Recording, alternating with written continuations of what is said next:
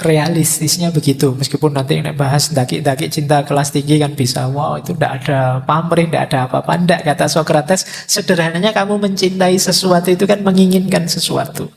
Kenapa kamu inginkan? Karena kamu anggap itu membawa kebaikan, membawa manfaat untuk dirimu, dan kamu merasa bisa bahagia dengan itu. Itu dasarnya cinta. Jadi tidak mungkin sejak awal orang mencintai itu tidak berdasar ingin memperolehnya. Jadi ya mesti ingin meraihnya karena aku merasa dalam yang aku cintai ini ada manfaatnya dan membawaku pada kebahagiaan. Maka moralitas yang menginginkan kebahagiaan, yang menginginkan kebaikan, kebenaran tadi, ini sebenarnya jenis perilaku cinta yang tujuannya kebahagiaan. Jadi, mbok kamu, Pak, saya itu cinta, ikhlas, tulus, rela, tidak pamrih apa-apa. Tapi ketika kamu melakukan itu pun sebenarnya kan tujuanmu ingin bahagia. Entah bahagia bersamanya atau bahagia ditinggal nikah sama orang lain. Nah ya, tapi kan kamu inginnya bahagia. Oke, jadi jenis perbuatan moral itu pada puncaknya adalah perilaku cinta. Perilaku ingin sepenuhnya meraih sesuatu dan memperoleh kebahagiaan. Ini nanti yang dilanjutkan oleh para filosof Muslim, bahwa seperti Imam Ghazali dan Ibnu Miskaweh, ketika kita menginginkan sesuatu, mencintai sesuatu yang tujuannya mencari kebahagiaan, jangan cari kebahagiaan yang semu. Kalau sekedar harta, kalau sekedar mungkin orang lain, pasangan, kalau sekedar apapun yang kita cintai, hanya selevel itu, ya mungkin kita ketemu kebahagiaan, tapi kebahagiaan yang tidak hakiki. Kejarlah kebahagiaan yang paling hakiki, yang tidak semu. Itu nanti ketemunya di cinta ilahiyah. Kamu menginginkan yang cantik-cantik, yang maha cantik, Tuhan, Allah. Kamu menginginkan yang perkasa, yang kuat, yang gagah, yang maha gagah, Allah. Kalau kebahagiaanmu dari yang baik-baik, yang maha baik, Allah.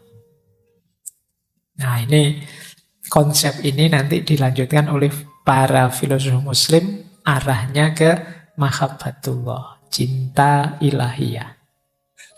Nanggung kalau hanya mencintai makhluknya. Cintai saja sumbernya. Apapun keistimewaan dalam diri makhluk, pasti sempurnanya ada di kholiknya. Kholik yang menciptakan makhluk yang indah, pasti dia juga puncaknya keindahan. Nah itu sesi dulu ketika kita membahas mahabbatullah. Tapi nanti ini hubungannya tadi, moralitas dengan cinta. Nah, tujuan etik, tujuan moralitas itu kalau di Sokrates ya ketemunya di kebahagiaan tadi. Nanti dalam berbagai dialognya Sokrates ini menguji banyak orang. Kesimpulannya Sokrates, ada orang yang menganggap kebahagiaan itu sama dengan kesenangan. Ada orang yang menganggap kebahagiaan itu sama dengan kehormatan. Ada pula yang menganggap kebahagiaan itu adalah kebijaksanaan. Nah ini agak beda-beda pandangannya orang. Meskipun nanti setelah dikejar-kejar oleh Sokrates ya ketemunya justru yang hakiki itu yang wisdom.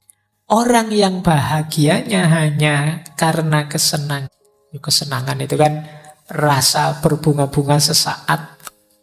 Itu kemungkinan dirinya, jiwanya dikendalikan oleh nafsu. Kalau bahasanya para filosof Muslim itu jiwanya jiwa bahimah. Bahimah itu binatang ternak. Binatang ternak itu kan enak hidupnya. Makan disediakan, dia tinggal santai-santai, nanti kawin juga pasangannya disiapkan. Kemudian beranak pinak, kemudian nyaman hidupnya. Orang mengejar ini saja. Kalau di kepalamu isinya gimana saya kaya, gimana nanti punya rumah, punya mobil, punya anak, punya istri banyak. Anak banyak, punya istri. Ya, punya istri, punya anak banyak. Ya, kualik rek kamu.